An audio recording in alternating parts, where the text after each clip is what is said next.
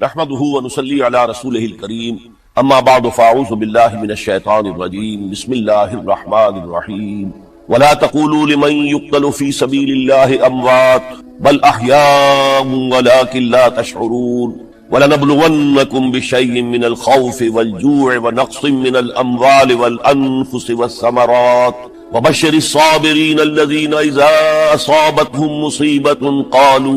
قالوا انا لله وانا اليه راجعون اولئك عليهم صلوات من ربهم ورحمة واولئك هم المهتدون صدق الله العظيم رب اشرح لي صدري ويسر لي امري واحلل عقدة من لساني يفقهوا قولي اللهم ربنا الهمنا رشدنا واعذنا من شرور انفسنا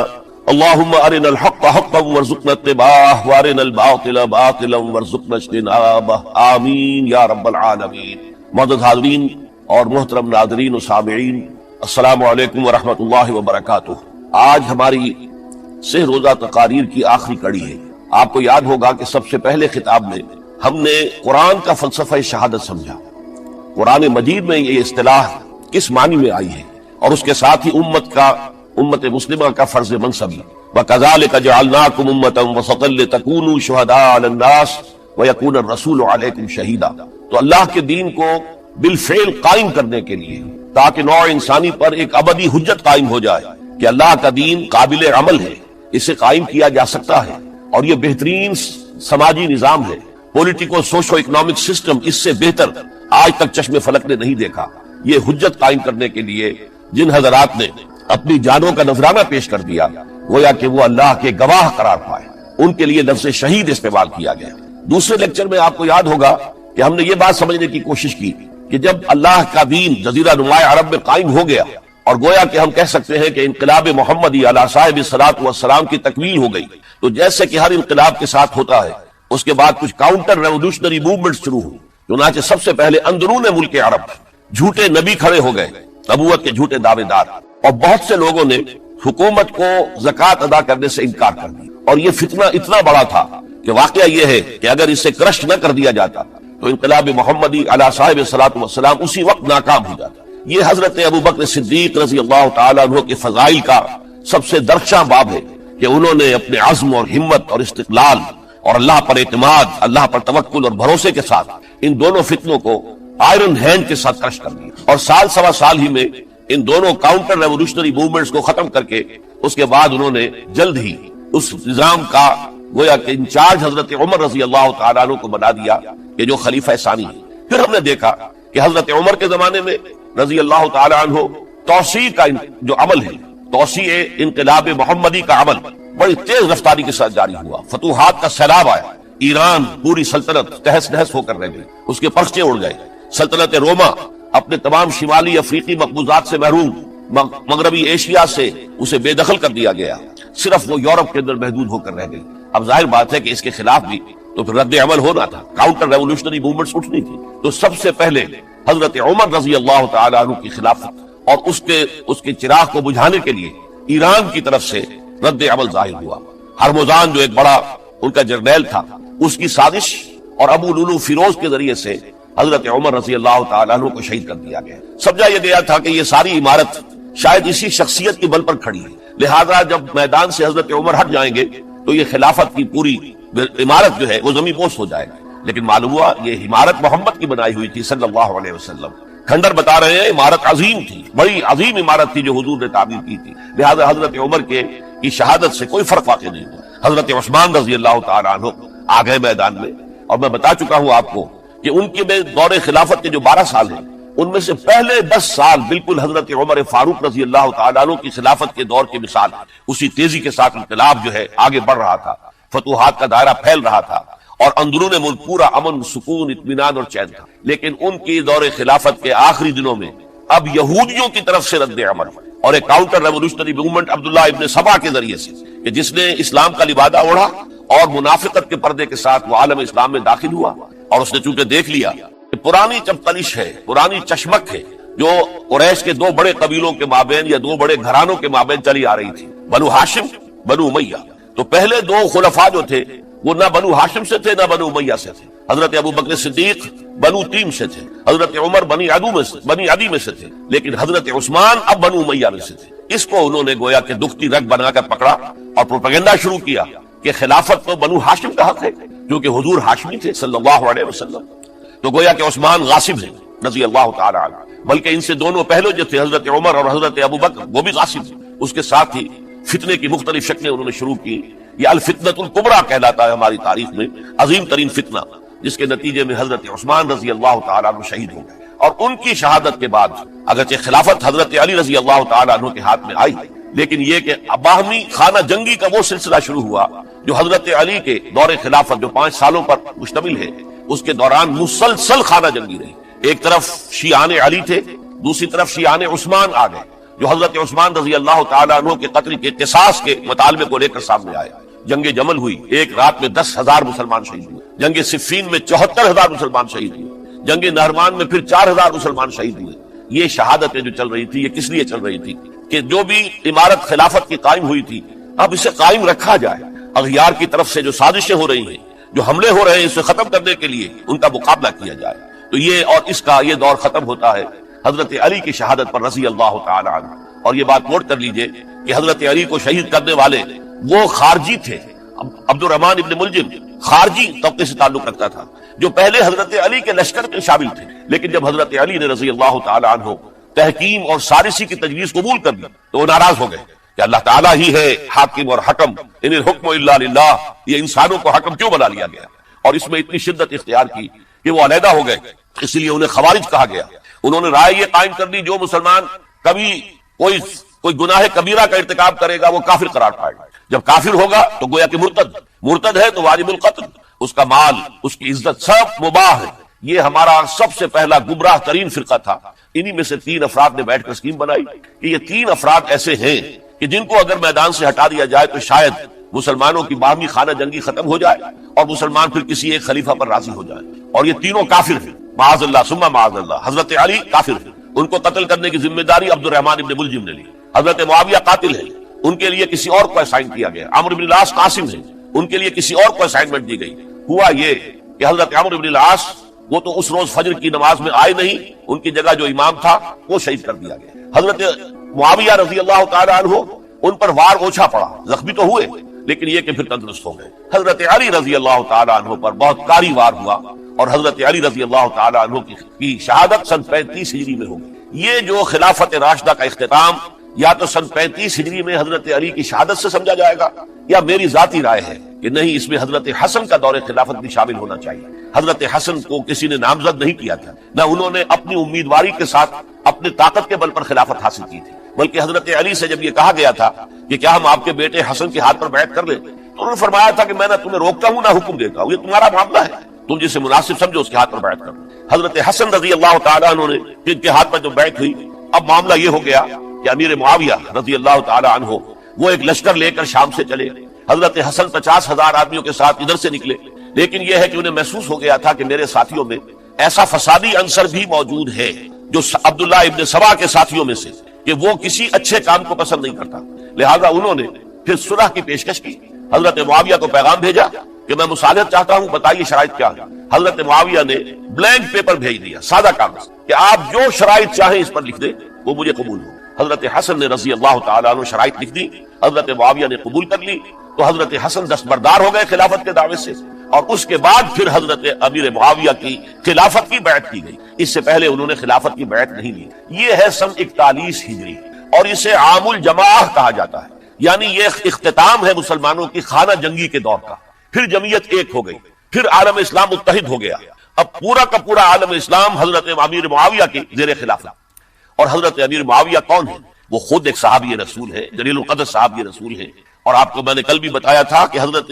معاویہ رضی اللہ تعالیٰ عنہ کی ایک ہمشیرہ ام حبیبہ رضی اللہ تعالیٰ عنہ حضور کے ازواج مطہرات میں سے ہیں، تو حضور کے گویا کے برادر نسبتی ہوئے۔ جو چند لوگ جو وحی کے لکھنے پر جو کاتبین وحی جو حضور نے مقرر کیے تھے، ان میں سے ایک حضرت معاویہ بھی ہے۔ پھر حضرت معاویہ کے لیے حضور کی دعا ہمیں ملتی ہے، اللہم اجعلہ ہادیا مہدیا، اے اللہ اسے ہادی ہدایت دینے والا بنا دے اور مہدی بنا دے جو ہدایت یافتہ ہو۔ تو یہ ان کی شان ہے۔ اور پھر یہ کہ ان کے زمانے میں جب عالم اسلام متحد ہو گیا، داخلی خلفشار ختم ہو گیا، تو فتوحات کا سلسلہ بھی دوبارہ جاری ہو گیا۔ حضرت علی رضی اللہ تعالیٰ عنہ کے 5 سالہ دور خلافت میں کوئی توسیع نہیں ہو سکی تھی دارالاسلام کی، کوئی مزید علاقے جو ہے سلطنت اسلامی میں شامل نہیں کیے جا سکے تھے، اس لیے کہ سارا معاملہ تو داخلی خلفشات کا تھا۔ وہ جو خانہ جنگی ہو رہی تھی، ایک دوسرے کی تیروں اور تلواروں اور نیزوں سے 1 لاکھ کے قریب مسلمان ختم ہو گئے تھے، تو اندر سے گویا کہ موشن ٹوٹ گیا اس سیلاب کا۔ تو سیلاب پھر دوبارہ جب امت جمع ہو گئی عام الجماع کے بعد، تو حضرت معاویہ رضی اللہ تعالیٰ عنہ ان کا دور خلافت اب 20 برس ہے، اندازہ کیجیے، یہ پورے 20 برس کوئی اندرونی خلفشات نہیں ہوا، کوئی جھگڑا نہیں ہوا، کوئی فساد نہیں ہوا، بلکہ جو فتوحات کا دائرہ تھا شروع ہو گیا۔ مکران اور سندھ کے علاقے فتح ہوئے، کابل اور یہ افغانستان کا علاقہ فتح ہوا، ترکستان کے علاقوں کے اندر پیش قدمی ہوئی۔ ادھر یہ کہ قیصر سلطنت روما کا اس کے مرکزی شہر قسطنطنیہ پر حملہ کیا گیا، جس کے لیے کہ حضور کی حدیث موجود تھی پیشن گوئی کے طور پر، اول جیش یغزو مدینۃ القیصر مغفورون لہم، حضور نے فرمایا تھا کہ جو پہلا لشکر قیصر کے شہر پر حملہ کرے گا تو وہ سب کے سب وہ مغفرت پا جائیں گے، اللہ تعالیٰ ان کی مغفرت فرما دیں گے۔ اگرچہ کامیابی نہیں ہوئی، لیکن اس پیشن گوئی کی وجہ سے آپ کو معلوم ہے کہ حضرت ایوب رضی اللہ تعالی عنہ ان کو بھی اس پیشن گوئی کی وجہ سے، حالانکہ 90 برس سے اوپر عمر تھی، لیکن وہ بھی کہا انہوں نے کہ میں بھی اس میں جانا چاہتا ہوں، جو اس لشکر میں گئے وہی فوت ہوئے۔ بہرحال یہ سارے کارنامے اپنی جگہ پر، امن و امان اپنی جگہ پر، اس کے باوجود اہل سنت والجماعت حضرت معاویہ کے دور خلافت کو خلافت راشدہ میں شامل نہیں سمجھتے۔ اس کی وجہ کیا ہے؟ خلافت راشدہ کی شرط اولین قرآن مجید کے حکم کے مطابق امرہم شورا بینہم، مسلمانوں کے باہمی معاملات باہمی مشورے سے طے پاتے ہیں۔ حضرت ابوبکر صدیق رضی اللہ تعالیٰ عنہ سقیفہ بنی سعدہ کے اندر مشورے کے بعد ان کو منتخب کیا گیا اور ان کے ہاتھ میں بیعت ہوئی۔ حضرت عمر رضی اللہ تعالیٰ عنہ کو حضرت ابوبکر نے مسلمانوں سے مشورہ کر کے پھر نامزد کی۔ حضرت عثمان کے لیے حضرت عمر رضی اللہ تعالیٰ عنہ نے اپنے جانشین کے لیے 6 افراد پر مشتمل کمیٹی بنا دی، جو بڑے سے بڑے جو اصحاب جو جن کے بارے میں کہا گیا ہے کہ جن کو دنیا ہی میں بشارت دے دی گئی تھی، جو عشرہ مبشرہ میں سے جو باقی تھے، ان کے اوپر مشتمل کمیٹی بنا دی کہ آپ لوگ طے کر لیں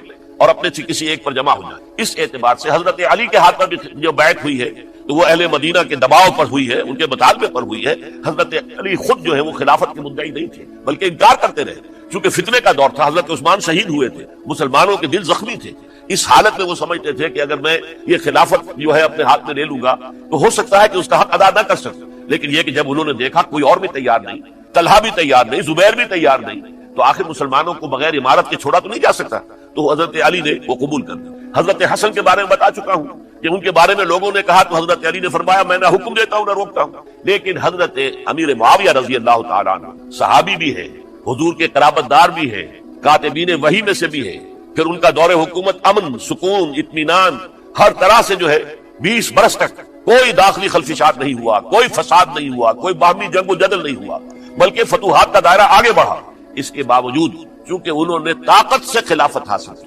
لہذا ان کے دور خلافت کو ہم خلافت راشدہ میں تسلیم نہیں، حالانکہ وہ خود راشد ہیں، اس لیے کہ تمام صحابہ کرام کے بارے میں سورہ حجرات میں فرمایا وَلَٰكِنَّ اللَّهَ حَبَّبَ إِلَيْكُمُ الْإِيمَانَ وَزَيَّنَهُ فِي قُلُوبِكُمْ وَكَرَّهَ إِلَيْكُمُ الْكُفْرَ وَالْفُسُوقَ وَالْعِصْيَانَ أُولَٰئِكَ هُمُ الرَّاشِدُونَ۔ تمام صحابہ کرام کی شان یہ ہے کہ اللہ تعالیٰ نے ان کے دلوں میں ایمان کو کھبو دیا ہے، ایمان ان کے دلوں میں رچ گیا ہے، بس گیا ہے، جم گیا ہے، اور کفر سے فسق سے انہیں تبھی نفرت ہو گئی ہے، اور یہ سب کے سب راشدون ہیں، تو تمام صحابہ راشدون ہیں۔ اس اعتبار سے خود حضرت امیر معاویہ بھی راشدون میں شامل ہے، لیکن خلفائے راشدین میں شامل نہیں ہے۔ خلفائے راشدین عام طور پر تو ہم کہتے ہیں حضرت ابوبکر، حضرت عمر، حضرت عثمان، حضرت علی۔ میں نے اپنی ذاتی رائے، حقیر سی رائے عرض کی ہے، اس میں حضرت حسن کا دور بھی شامل ہونا چاہیے 6 مہینے کا،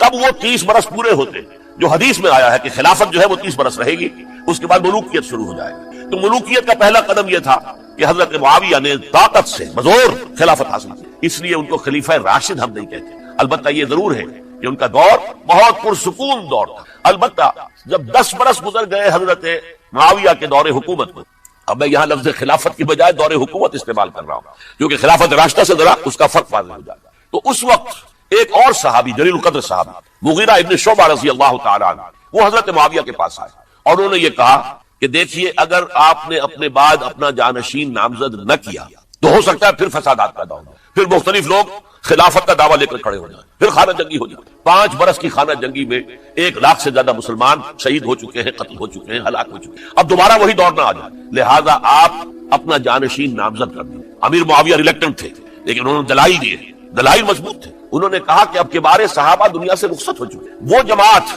کہ جن کی تربیت اور تزکیہ، جن کی تعلیم حضور نے خود کی تھی اور ان کو اندر سے پاک کر دیا تھا، ان کی نیتیں بالکل پاک ہو چکی تھی، کوئی نفسانیت ان میں نہیں رہی تھی، وہ جماعت تو اکثر و بیشتر اب ختم ہو چکی، فوت پا چکے، وفات ہو چکی۔ لہذا اب جو ہے اکثر و بیشتر نو مسلم ہیں جو بعد کے فتوحات کے ذریعے سے اسلام لائے ہیں، لہذا ان کے اندر نہ وہ پختگی ہے، نہ ان کے اندر وہ تقویٰ ہے، نہ تدین ہے، نہ اصول پرستی ہے۔ اسلام کی پوری تعلیمات جو ہیں وہ ان کے وجود کے اندر، ان کے شعور کے اندر گہری اتری ہوئی نہیں ہے، لہذا اب صورتحال وہ نہیں رہ سکے گی جو حضرت ابو بکر یا حضرت عمر یا حضرت عثمان یا حضرت علی کے زمانے میں تھی، لہذا آپ نامزد کی۔ یہ بھی بتا دوں کہ مغیرہ ابن شعبہ کون تھے رضی اللہ تعالیٰ عنہ۔ نمبر ایک یہ کہ اصحاب شجرہ میں شامل ہیں، جن 1400 یا 1800 افراد نے حضور سے بیعت کی تھی صلح حدیبیہ سے متصل قبل، اس درخت کے نیچے بیٹھ کر جس کے بارے میں سورہ فتح میں فرمایا گیا کہ لقد رضی اللہ عن المؤمنین اذ یبایعونک تحت الشجرہ، اللہ ان تمام اہل ایمان سے راضی ہو گیا جو ہے نبی صلی اللہ علیہ وسلم آپ کے دست مبارک پر بیعت کر رہے تھے اس درخت کے نیچے، ان میں سے موجود، ان میں یہ مغیرہ ابن شعبہ ہے۔ پھر مغیرہ ابن شعبہ وہ ہے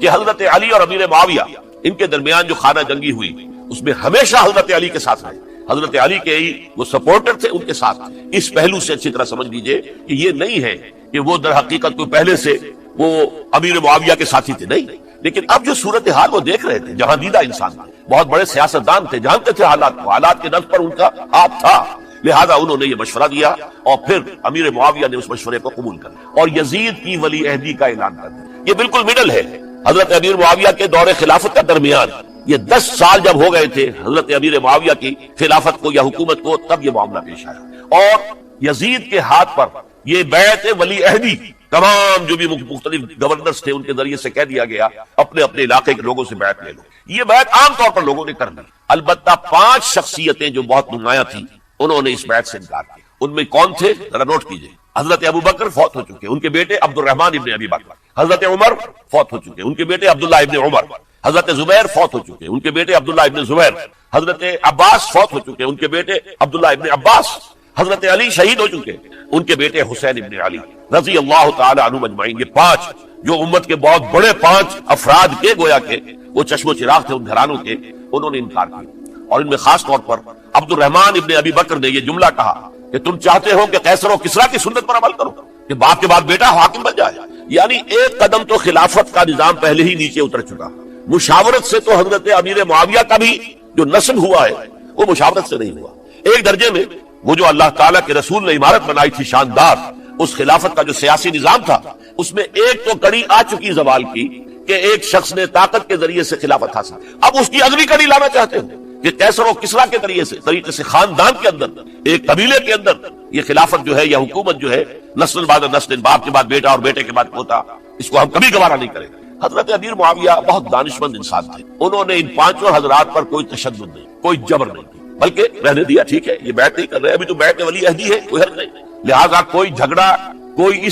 اس وجہ سے کوئی فساد، اس بنا پر کوئی جنگ نہیں ہوئی۔ 10 سال گزر گئے، یعنی 10 سال تک یزید ولی عہد رہا ہے، 10 سال تک، اور اس سوائے ان 5 بڑی شخصیتوں کے جو پوری امت تھی، عوام الناس تھے، ان سب نے اسے قبول کیا۔ یہ صورتحال اب جب پیدا ہوئی جب حضرت امیر معاویہ کا انتقال ہوا، یہ سن 60 ہجری ہے، اب سوال پیدا ہوا کہ وہ ولی عہدی کی بیعت اب بیعت خلافت میں منتقل ہو جائے گا، لہذا پھر یہ ہوا کہ سب لوگوں سے، سب گورنروں کو لکھ دیا گیا تمام صوبوں کے اندر کہ اپنے اپنے لوگوں سے بیعت لے لو۔ ظاہر بات ہے کہ وہاں کوئی ریفرنڈم نہیں ہوتا تھا، کوئی ووٹ نہیں ہوتے تھے کہ اس کی پرچیاں ڈالی جا رہی ہوں، ایک شخص سے رائے لینا نہیں ہوتی تھی، بلکہ اس وقت کی جمہوریت یہ تھی اور شورائیت یہ تھی کہ ڈفرنٹ کلینز ہیں، ڈفرنٹ فیملیز ہیں، ڈفرنٹ ٹرائبز ہیں، ان کے سردار، ان کے بڑے لوگ، ان کے اہم لوگ بیعت کر لیں تو گویا کہ سب کی بیعت ہو گئی۔ وہ ایک قبائلی نظام تھا اور اس میں یہ نہیں تھا نظام کے ووٹ بنے ہوئے ہوں اور اس کی پرچیاں ڈالی جا رہی ہوں، تو تمام عالم اسلام نے گویا کہ بیعت قبول کر لی اب یزید کی بحیثیت خلیفہ۔ اب وہ جو 5 آدمی تھے ان میں سے ایک فوت ہو چکے تھے، حضرت عبد الرحمن ابن ابی بکر رضی اللہ تعالی عنہما، دونوں فوت ہو گئے، لیکن باقی 4 رہ گئے۔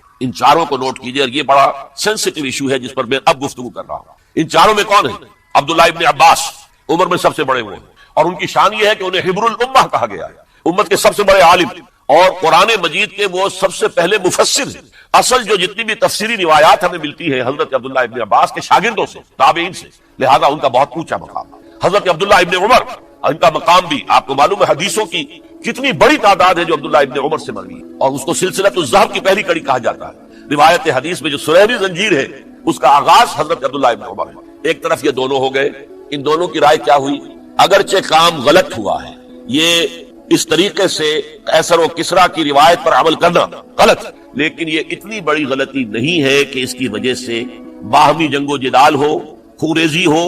ایک دوسرے کی گردنیں کاٹی جائیں اور فتنہ و فساد پیدا کر دیا جائے۔ لہذا انہوں نے یزید کی بیعت کر لی۔ دو حضرات رہ گئے، یہ نسبتاً نوجوان ہیں، ان دونوں کی پیدائش ہجرت کے بعد ہوئی ہے۔ ہجرت کے بعد پہلا بچہ جو مہاجرین میں پیدا ہوا ہے وہ عبداللہ ابن زبیر ہے، بلکہ کچھ عرصے تک مہاجرین میں جب کوئی پیدائش نہیں ہوئی تو وہ مکے مدینہ کے منافقین نے کہنا شروع کر دیا تھا کہ یہ یہاں کے کمزور ہو گئے، نامرد ہو گئے، ان کی اولاد چلے گی نہیں۔ تو عبداللہ ابن زبیر جب پیدا ہوئے، اور آپ کو معلوم ہونا چاہیے وہ حضرت ابوبکر صدیق کے نواسے ہیں، حضرت عائشہ صدیقہ کے ہمشیرہ حضرت اسماء کے بیٹے ہیں عبداللہ ابن زبیر، اور زبیر بہت شجاع، بہت ہی بہادر انسان تھا۔ تو عبداللہ ابن زبیر کے اندر بھی وہی کیفیات تھی۔ انہوں نے کہا نہیں، اس غلطی کو ہم برداشت نہیں کریں گے، خورزی ہوتی ہے تو ہو، لیکن ہم اسلامی نظام کو نیچے اترتا ہوا نہیں دیکھ سکتے۔ جیسے کبھی حضرت ابوبکر نے فرمایا تھا ایبدل الدین وانا حی، کیا دین میں ترمیم اور تنسیخ کر دی جائے گی، دین کو بدل دیا جائے گا، دین میں تحریف کر دی جائے گی جبکہ میں ابھی زندہ ہوں، میں جیتے جی یہ نہیں ہونے دوں گا۔ حضرت عبداللہ ابن زبیر کی رائے ہوئی وی ہیو ٹو چیلنج، ہم مقابلہ کریں گے، ہم اسے پیسیولی قبول نہیں کریں۔ انہوں نے بیعت سے انکار کیا اور مدینہ چھوڑ کر مکے جا کر حرم کے اندر پناہ گزین ہو گئے۔ یہی معاملہ حضرت حسین ابن علی رضی اللہ تعالی عنہما کا تھا، وہ بھی نہایت شجاع، نہایت جری، نہایت بہادر۔ انہوں نے بھی کہا کہ یہ غلط قیصر و کسریٰ کی روایت جو شروع ہو رہی ہے اسے ہم نے ریزسٹ کرنا ہے اور اسے ہم آگے نہیں کرنا۔ ان پر بھی جب دباؤ ڈالا گیا کہ بیعت کرو تو وہ کچھ وقت مانگ کر، تو دیکھیے میں ایسا شخص نہیں ہوں کہ تنہائی میں علیحدہ کمرے میں بیٹھ کر بیعت کروں، جب عمومی بیعت لوگے تم سب سے تو میں بھی آ جاؤں گا، اس وقت وہ فیصلہ کریں گے۔ تو بس اس وجہ سے پھر وہ گورنر جو تھا اس وقت مدینے کا، اس سے اجازت لے کر آ گئے اور راتوں رات وہاں سے نکل کر وہ بھی مکے پہنچے۔ تو اب یہ چار جو ہیں دو گروہوں میں تقسیم ہو گئے، 2+2۔ دو کی رائے یہ ہوئی کہ بات غلط ہے، لیکن اس کی بنا پر خوریزی، جنگ و جدال، جنگ آپس میں خوریزی کرنا یہ صحیح نہیں، بلکہ مصلحت اس میں ہے کہ اس کو قبول کر لیں۔ پھر اللہ تعالیٰ کو بہتر حالات پیدا کرے گا اس کے ذریعے سے، تعلیم کے ذریعے، تلقین کے ذریعے سے، جیسے نبی اکرم صلی اللہ علیہ وسلم نے اتنا عظیم انقلاب برپا کیا تھا۔ ہم کوشش کریں گے کہ نظام حکومت کی اصلاح ہو جائے، لیکن اس وقت اگر ہم اڑ گئے تو پھر گویا کہ خوریزی اور فساد اور باہمی جو جنگ ہے وہ شروع ہو جائے گی۔ اور دو حضرات کی رائے ہوئی کہ نہیں، ہمیں ہر صورت میں رجسٹ کرنا ہے، خوریزی ہوتی ہے تو ہو، ہمیں جانے دینی پڑتی ہے تو دیں گے، ہم شہادت قبول کریں گے، لیکن اس غلطی کو قبول نہیں کر سکتے۔ تو میں اس کے لیے عرض کر رہا ہوں، یہ تیسری شہادتوں کا جو دور شروع ہوا ہے، پہلا شہادتوں کا دور حضور کا دور، دین کو قائم کرنے کی جد و جہد میں جنہوں نے جانے دی۔ دوسرا دور اس دین کے خلاف جو کاؤنٹر ریولوشنری موومنٹس آئی ہیں ان کو رفع کرنے کے لیے جانے دینا، ہزاروں صحابہ کی جانیں اس میں بھی گئی ہیں، مسیلمہ ابن کذاب ہو یا مانعین زکوٰۃ ان کے خلاف جو جہاد ہوا۔ پھر ظاہر بات ہے کہ حضرت عثمان رضی اللہ تعالیٰ عنہ کے بعد جو فساد ہوا وہ شہادتیں کیا تھی؟ اس دین کے نظام کو قائم رکھنے کے لیے، انٹیکٹ رہے، دشمن اس کے اندر رکھنے ڈالنے میں کامیاب نہ ہونا۔ اب تیسرا دور وہ آ رہا ہے کہ جبکہ داخلی طور پر اس نظام خلافت کے اندر زوال شروع ہو رہا ہے، اس زوال کو روکنے کے لیے کہ وہ اپنی اصل جو خلافت کا نظام اللہ نے اور اس کے رسول نے دیا ہے اس کی بنیاد پر قائم رہے، لہذا ہم ریزسٹ کریں گے اس تبدیلی کو اور میدان میں آ کر مقابلہ کریں۔ یہ حضرت عبداللہ ابن زبیر رضی اللہ تعالی عنہما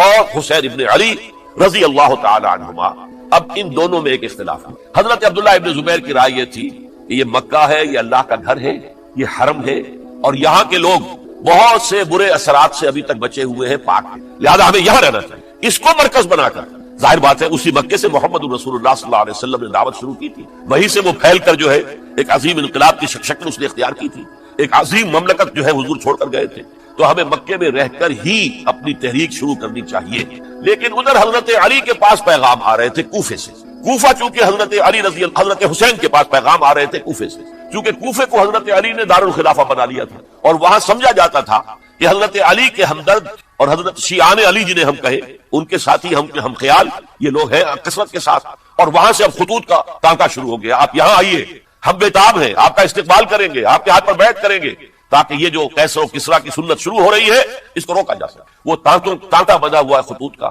تو حضرت حسین رضی اللہ تعالیٰ عنہ نے فیصلہ کر لیا کہ میں کوفے جاؤں گا۔ حضرت زبیر روکتے رہ گئے کہ نہیں، کوفیوں پر اعتماد نہ کی، یہ زبانی کلامی ساتھ دیتے ہیں، جب ڈنڈا چلتا ہے تو پھر یہ ہٹ جاتے ہیں میدان سے، ان پر اعتماد نہ کریں آپ، لہٰذا یہی مکے میں رہیے اور ہم دونوں مل کر ایک بڑی طاقت بن جائے گا، اور یہ مکہ جو ہے ہمارے لیے حصار ہے، یہ ہمارے لیے پناہ گاہ ہے، یہاں سے اس دعوت کا آغاز کیا جائے۔ اب یہ افسوس ہے، اس سے اللہ کی مشیت سمجھا جائے، اللہ کی مرضی ہے، جو کچھ ہوتا ہے وہ تو باذن رب ہوتا ہے، اللہ اپنی مصلحتوں سے ہم سے زیادہ واقف ہے، ہم تو نہیں سمجھ سکتے۔ حضرت حسین نے فیصلہ کیا اور ڈٹ گئے اس فیصلے کہ میں کوفے جاؤں۔ اب یہ بھی بات قرآن مجید میں آیا ہے، حضور سے خطاب کر کے فرمایا گیا فَإِذَا عَزَمْتَ فَتَوَكَّلْ عَلَى اللَّهِ، جب ایک مرتبہ آپ ایک ارادہ کر لیں تو پھر اللہ پر توکل کی، پھر یہ نہیں کہ کبھی آگے کبھی پیچھے جاؤں یا نہ جاؤں، یہ نہیں، یہ تردد یہ نہیں، بلکہ یہ کہ فیصلہ کر کے ڈٹ جائیے، اس لیے کہ جو بھی نتیجہ ہے وہ تو اللہ کے ہاتھ میں ہے، لہذا اللہ پر توکل کیجیے۔ فَإِذَا عَزَمْتَ فَتَوَكَّلْ عَلَى اللَّهِ، لہذا سب نے سمجھایا حضرت حسین کو کہ آپ کوفے نہ جائیں۔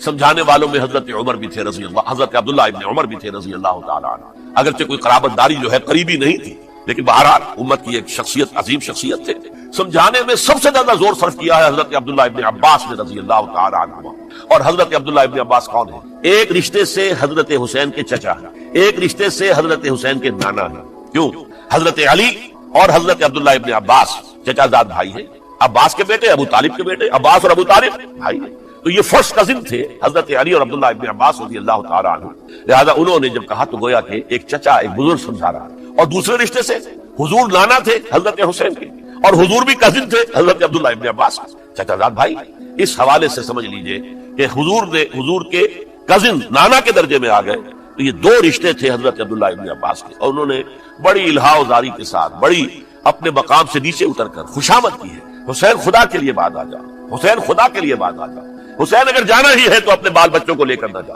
جس طریقے سے تمہارے باپ حضرت علی رضی اللہ تعالیٰ عنہ کو کوفہ کے اندر ذبح کر دیا گیا، کہیں ایسا نہ ہو کہ تمہیں بھی تمہارے بال بچوں کے سامنے ذبح کر دیا جائے، بات آ جاؤ۔ لیکن حضرت حسین اب اللہ کی طرف سے ان کے دل میں ایک ارادہ پختہ ہو چکا تھا، اور انہوں نے حضرت مسلم بن عقیل کو بھیجا تھا کہ جاؤ میری طرف سے کوفے والوں سے بیعت لے اور پھر مجھے اطلاع دو۔ وہ گئے، وہاں 12,000 افراد نے بیعت کر لی۔ اب ان کا خط آ گیا کہ یہاں تو فضا بالکل ہموار ہے، اتنے لوگوں نے بیعت کی ہے، باقی بھی جیسے ہی آپ سامنے آ جائیں گے سب بیعت کر لیں گے، لہذا یہاں پر وہ ریزسٹنس کے لیے گویا کہ ہمارے پاس طاقت اس کوفے کے اندر بہت مضبوط طاقت ہوگی کہ ہم یزید کی حکومت کے خلاف ریزسٹ کر سکیں۔ اس کے بعد ہوا کیا؟ یزید نے عبید اللہ ابن زیاد کو گورنر بنا کر بھیج دیا۔ یہ شخص تھا بہت ڈنڈا چلانے والا، اس نے سختیاں شروع کی تو بہت سے لوگ اس بیعت سے تائب ہوئے، لیکن مسلم بن عقیل وہ میدان میں آئے اور ان کے ساتھ ہزاروں آدمی آ گئے جنہوں نے بیعت کی تھی، ابھی تک بیعت پر قائم تھے، اور انہوں نے گورنر کے گھر کا گھیراؤ کیا۔ گورنر کے ساتھ 30-40 آدمی تھے، کوئی وہ چھتوں پر چڑھ گئے، وہاں سے پتھراؤ کیا،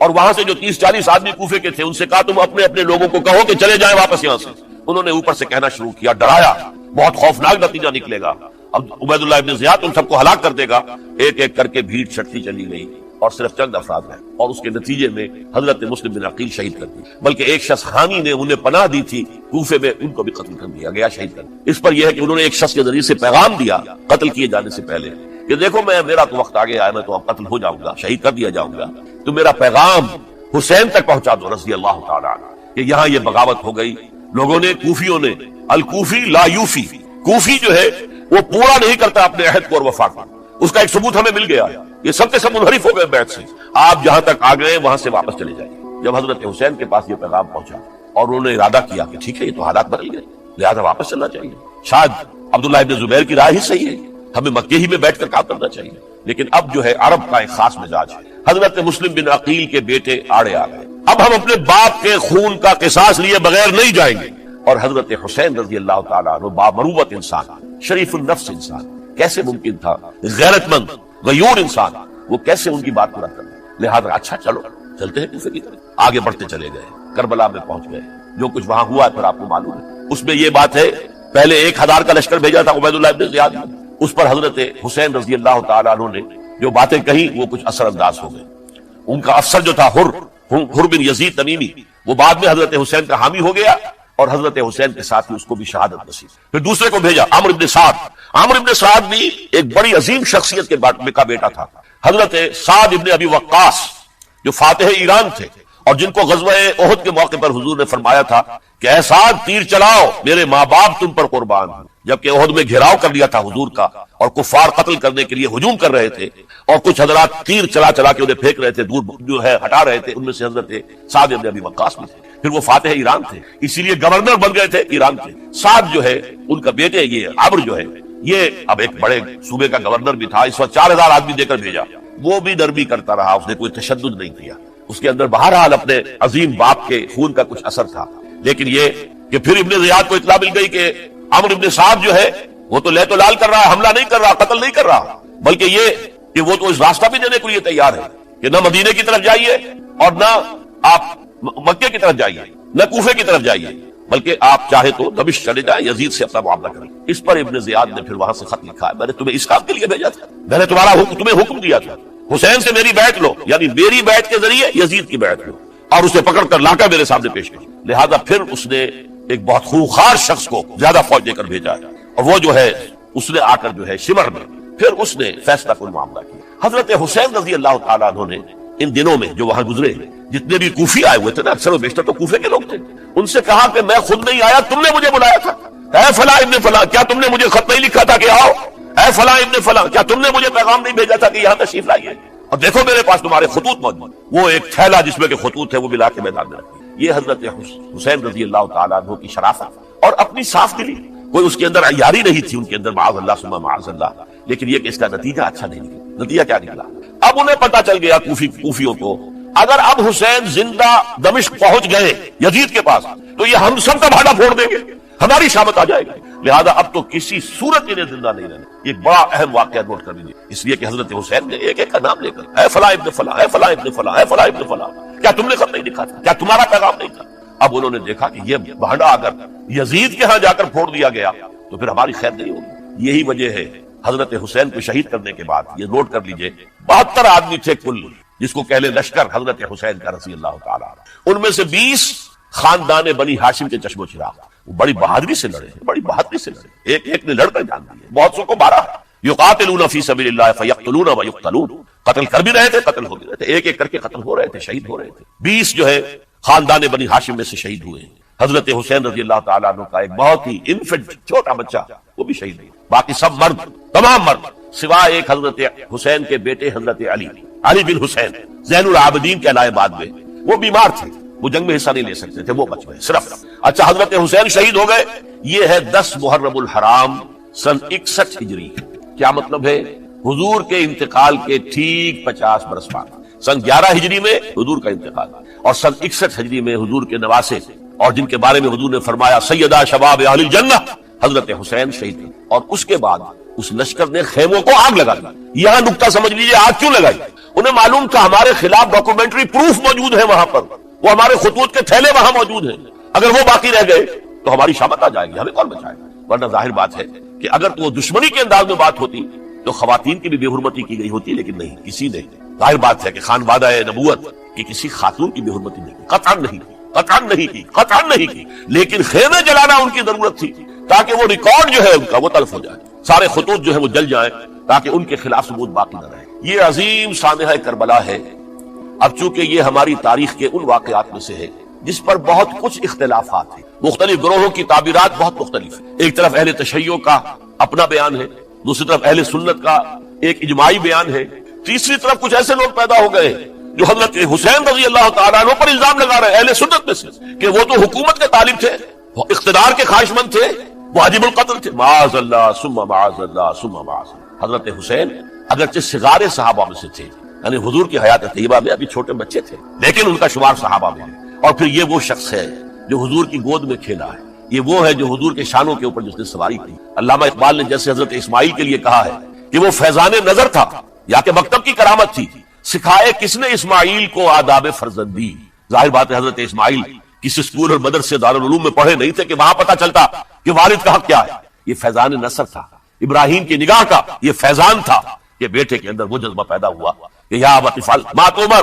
ابا جان جو خواب آپ دیکھ رہے ہیں اور جو حکم آپ کو خواب کے ذریعے مل رہا آپ کر گزریے، ستجدنی انشاءاللہ من الصابرین۔ تو اسماعیل کا معاملہ اگر یہ تھا فیضان نظر سے، تو حضرت اسماعیل کو حضرت ابراہیم کے پاس زیادہ رہے بھی نہیں، وہ تو مکے میں رہے۔ حضرت عثمان جو حضرت ابراہیم تو شام میں رہتے تھے، کبھی کبھی آ جاتے تھے، اس سے زیادہ معاملہ نہیں تھا۔ وہ فیضان نظر حضرت اسماعیل کو تھا، تو حضور صلی اللہ علیہ وسلم کا فیضان نظر کتنا ہوگا اس کا آپ اندازہ کیجیے۔ یہ کوئی جنگ اقتدار نہیں تھی، معاذ اللہ ثم معاذ اللہ ثم معاذ اللہ، بلکہ انہوں نے اپنا ایک فرض منصبی سمجھا ہے کہ میرے نانا کا لایا ہوا نظام اور اس کے اصول اب ٹوٹ رہے ہیں، جیسے حضرت ابوبکر کا قول میں نے آج بھی آپ کو سنایا، ایبدل الدین وانا حی، کیا دین میں ترمیم اور تنسیخ کی جائے گی، دین کی باتوں کو بدل دیا جائے گا جبکہ میں ابھی زندہ ہوں؟ اسی طریقے سے گویا کہ زبان حال سے حضرت حسین اور عبداللہ ابن زبیر رضی اللہ تعالی عنہم ان دونوں نے یہ فیصلہ کیا کہ ہم روکیں گے اس کو۔ آپ اختلاف کر سکتے ہیں کہ حضرت حسین کی رائے صحیح تھی یا حضرت عبداللہ ابن عباس کی رائے صحیح تھی، یہ کہہ سکتے ہیں آپ، لیکن کسی کی نیت پر حملہ نہیں کر سکتے۔ اسی طریقے سے بعض لوگ جو ہے حضرت عبداللہ ابن عباس، عبداللہ ابن عمر، ان کی نیتوں پر حملہ کرتے ہیں۔ ان کو تو یزید نے دولت سے خرید لیا تھا، معاذ اللہ ثم معاذ اللہ ثم معاذ اللہ۔ یہ دونوں جلیل القدر صحابہ ہیں، یہ تو صغار صحابہ میں سے نہیں ہے، یہ جوان تھے پورے، حضور کے زمانے میں جنگوں میں حصہ لیا ہے۔ حضرت عبداللہ ابن عمر نے، عبداللہ ابن عباس نے رضی اللہ تعالیٰ عنہما، انہیں کوئی رقم نہیں خرید سکتی تھی، کوئی دولت نہیں خرید سکتی، جو رائے انہوں نے قائم کی دیانتاً قائم کی۔ اور ہمارے ہاں اصول یہ ہے کہ جب کوئی نئی صورتحال پیدا ہو جائے اور اجتہاد کی ضرورت پیش آ جائے اور پوری کوشش کر کے مجتہد اجتہاد کر رہا ہے، تو اگر اسے غلطی بھی ہو جائے، مجتہد مخطی خطا کار، اس کو بھی اکیرا ثواب ملتا ہے، اور مجتہد مصیب، وہ مجتہد کے جس کی رائے صحیح، جس کا فیصلہ صحیح، اسے دوہرا ثواب ملتا ہے۔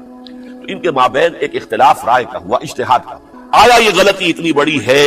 کہ امت میں تفرقہ پیدا کیا جائے، امن و امان کو برباد کیا جائے، خوریزی کا بازار گرم کیا جائے، یا نہیں؟ دو کی رائے یہ ہوئی، ان کی مخلصانہ رائے تھی، ان کی دیانت دارانہ رائے تھی، ہم ان کی نیت پر حملہ نہیں کر سکتے، آپ اختلاف کرنا چاہیں تو۔ اسی طرح حضرت عبداللہ ابن زبیر اور حضرت حسین ابن علی رضی اللہ تعالی عنہ، ظاہر بات ہے کہ ان کا بھی ایک اجتہادی رائے تھی کہ نہیں، یہ دین کے نظام کے اندر بہت بڑا رکھنا پڑ رہا ہے، یہ تو اب قیصر و کسریٰ کی سنت شروع ہو رہی ہے، یہ اسلام کے دین کے اوپر طریقہ نہیں، عمل نہیں ہو رہا ہے، تو ہم اسے اپنی جانوں کا نذرانہ دے کر بھی اسے روکیں گے، روکنے کی کوشش کریں گے، رکے نہ رکے، ہم اپنی جانیں دے دیں۔ یہ بھی دیانت دارانہ رائے تھی، مخلصانہ رائے تھی، ان کی نیت پر کوئی حملہ کم سے کم اہل سنت والجماعت میں سے کسی شخص کو حق نہیں ہے، اس لیے کہ اہل سنت والجماعت کا کہنا یہ ہے الصحابہ کلہم عدول، صحابہ جتنے بھی ہیں وہ سب کے سب عدول ہیں، ان میں بدنیت ہی نہیں آ سکتی، خطا ہو سکتی۔ اہل سنت کے نزدیک معصومیت خاصہ نبوت ہے، نبوت ختم ہو گئی محمد رسول اللہ صلی اللہ علیہ وسلم، آپ کے بعد معصوم کوئی نہیں، ابو بکر بھی معصوم نہیں، عمر بھی معصوم نہیں، عثمان بھی معصوم نہیں، علی بھی معصوم نہیں رضی اللہ تعالیٰ عنہ اجمعین۔ تو معصوم کون ہوا؟ عبداللہ ابن عباس بھی معصوم نہیں، عبداللہ ابن زبیر بھی جو ہے معصوم نہیں، حسین ابن علی بھی معصوم نہیں، اسی طریقے سے عبداللہ ابن عمر، عبداللہ ابن زبیر کوئی معصوم نہیں۔ انہوں نے اپنی رائے قائم کی ہے، اس پر عمل کیا ہے دیانت دارانہ، سنسیریٹی کے ساتھ، اور ان کے لیے اللہ تعالیٰ کے ہاں ہر طرح کا اجر و ثواب سب کے لیے۔